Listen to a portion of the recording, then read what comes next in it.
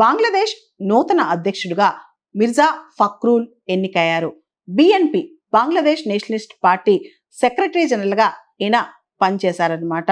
ఈయనకి 255 మంది బంగ్లాదేశ్ పార్లమెంటరీ సభ్యుల మద్దతు లభించింది. రేపు ఉదయం అంటే ఆగస్టు 21వ తారీఖున మిర్జా ఫక్రూల్ నూతన అధ్యక్షుడిగా బంగ్లాదేశ్ లో ప్రమాణ స్వీకారం చేయనున్నారు. అయితే 35 సంవత్సరాల అనంతరం బంగ్లాదేశ్ లో ప్రెసిడెన్షియల్ ఎలక్షన్ జరిగాయి.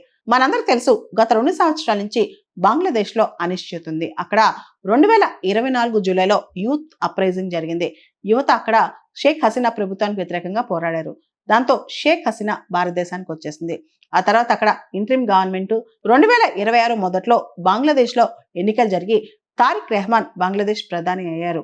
అయిన తర్వాత కూడా ఇండియా బంగ్లాదేశ్ రిలేషన్స్ అనేవి సరిగ్గా లేవు. ముఖ్యంగా షేక్ హసీనాకి మనం ఆశ్రయం ఇచ్చామని చెప్పి బంగ్లాదేశ్ కు కంటగింపుగా ఉంది. షేక్ హసీనాను ఎక్స్ట్రాడిట్ చేయమని, అంటే బంగ్లాదేశ్ కి తిరిగి పంపించమని చెప్పి బంగ్లాదేశ్ ప్రభుత్వం భారతదేశాన్ని కోరుతుంది అనమాట. ముఖ్యంగా షేక్ హసీనా యొక్క పార్టీ ఏదైతే ఉందో అవామీ లీగ్, దాన్ని బ్యాన్ చేశారు బంగ్లాదేశ్ లో. అంతేకాదు ఆ పార్టీ పైన, షేక్ హసీనా పైన, ఆవిడ సంబంధించిన వ్యక్తులపైన చాలా కేసులు పెట్టారు బంగ్లాదేశ్ లో.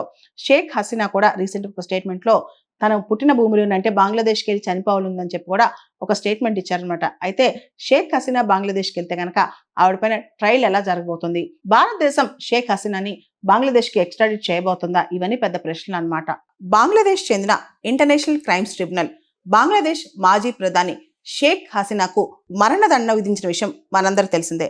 అయితే ఇండియా బంగ్లాదేశ్ మధ్య ఎక్స్ట్రాడిషన్ ట్రీటీ ఉంది. ఇది 2013లో సైన్ అయిందనమాట.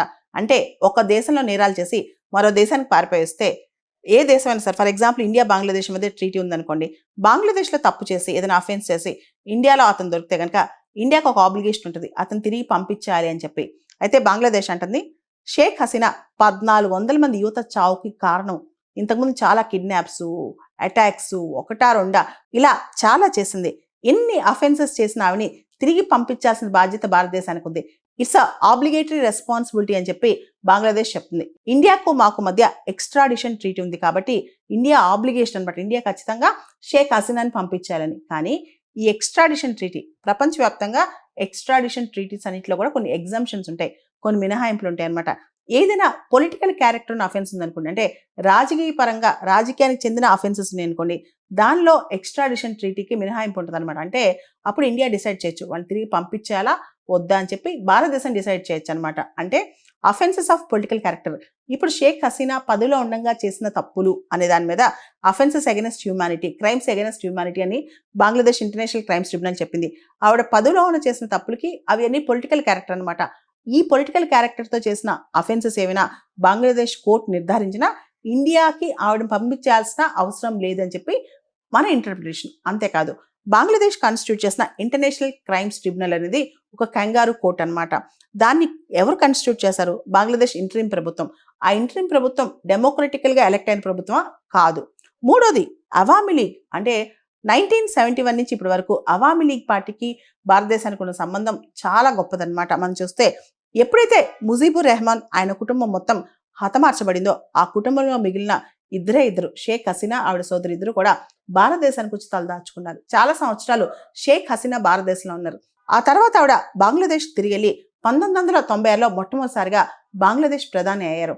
ఆ తర్వాత మనం చూస్తే మళ్ళీ మధ్యలో ఓడిపోయారు. 2009 నుంచి 2024 వరకు కంటిన్యూస్ గా ఆవిడ బంగ్లాదేశ్ ప్రధానిగా ఉన్నారు.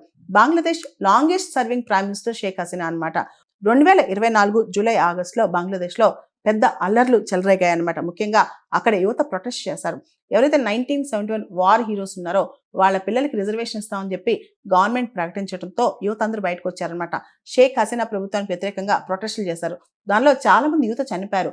ఆ యువత చావులన్నిటికీ కూడా షేక్ హసీనానే కారణం అని చెప్పి Bangladesh court international crimes tribunal చెప్పిందనమాట. అయితే దీనికి సంబంధించి షేక్ హసీనాకి ప్రాపర్ డిఫెన్స్ అవకాశం ఇచ్చారా, ఆవిడ తన వాదన వినిపించుకునే అవకాశం ఇచ్చారంటే అది కూడా సరిగ్గా జరగలేదు. అలాంటప్పుడు ఇంటర్నేషనల్ క్రైమ్స్ ట్రిబ్యునల్ అని చెప్పుకోబడిన బంగ్లాదేశ్ కోర్టు ఏదైతే ఉందో ఆ కోర్టు డెత్ పెనాల్టీ ఎంతవరకు రైటు, విధించడం ఎంతవరకు కరెక్టు, దానికి సంబంధించి ఒకవేళ క్రైమ్స్ అగైనెస్ట్ హ్యూమానిటీ ఉందనుకోండి, ఇంటర్నేషనల్ క్రిమినల్ కోర్ట్ అనేది ఒకటి ఉంది, అది హేగ్లో ఉంది. క్రైమ్స్ అగైనెస్ట్ హ్యూమానిటీ అంటే ఇది దారుణంగా మానవాళికి వ్యతిరేకంగా చేసిన క్రైమ్స్ నిర్ధారించే బాధ్యత ఇంటర్నేషనల్ క్రిమినల్ కోర్టు కూడా ఉందన్నమాట. మరి అలాంటప్పుడు అలాంటి కోర్టులు పెట్టుకుని ఏదో చిన్న కోర్టు, అది కూడా బంగ్లాదేశ్ ప్రభుత్వ ప్రేరేపిత కోర్టు అనమాట, ఆ కోర్టు ఇచ్చిన జడ్జిమెంట్ కి ఇండియా ఎందుకు లొంగాలి